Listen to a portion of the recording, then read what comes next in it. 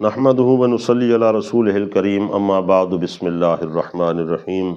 معزز و محترم سامعین و ناظرین،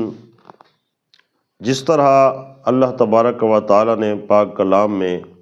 قرآن مجید میں حضور سید عالم صلی اللہ تعالیٰ علیہ وسلم کی محبت اور اطاعت کا حکم ارشاد فرمایا ہے،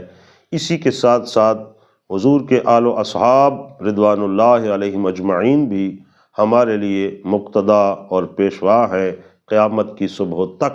ان کی اتباع، ان کی محبت، ان کی غلامی ہمارے لیے عین ایمان ہے، اور یقیناً ان سے جس طرح محبت رکھنا ایمان کی علامت قرار دیا گیا ہے،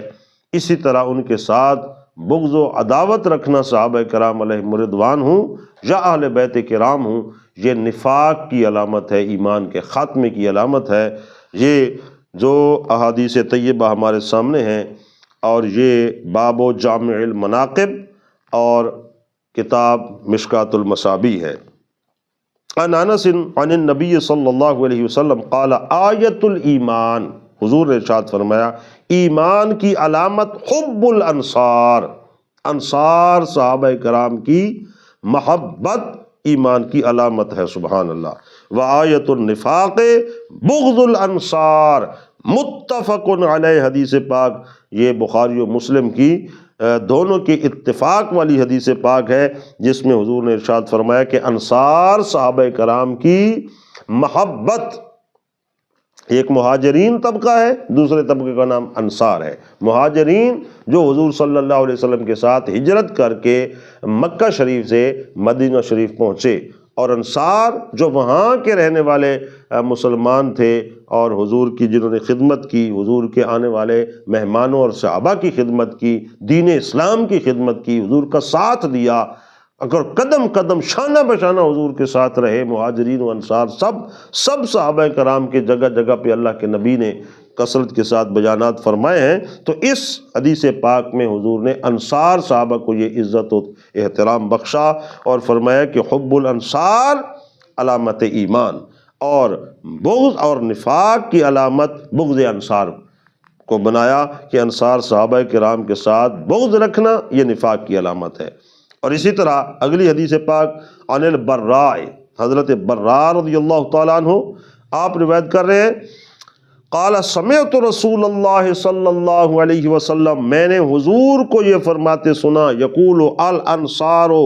لا يحبهم الا مؤمن، کہ حضور نے فرمایا انصار صحابہ میرے ایسے اللہ کے محبوبین ہیں کہ نہیں محبت کرتا ان سے مگر مؤمن، یعنی جو بھی ایمان والا ہوگا،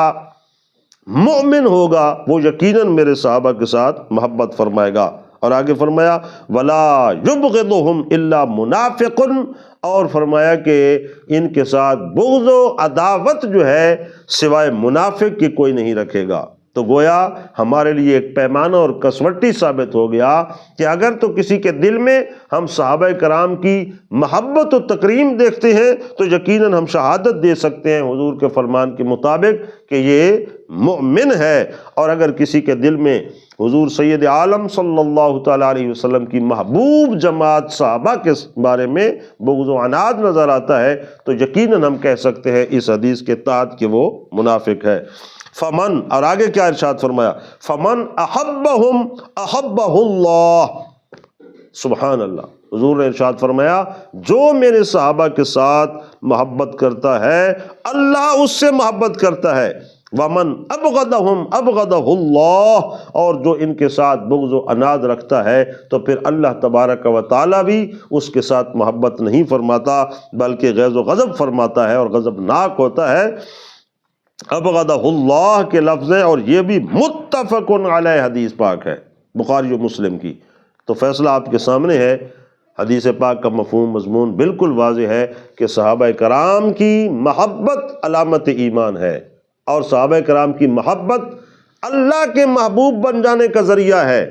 اور ان سے بغض و عناد رکھنا اور ان پہ طرح طرح کی باتیں کرنا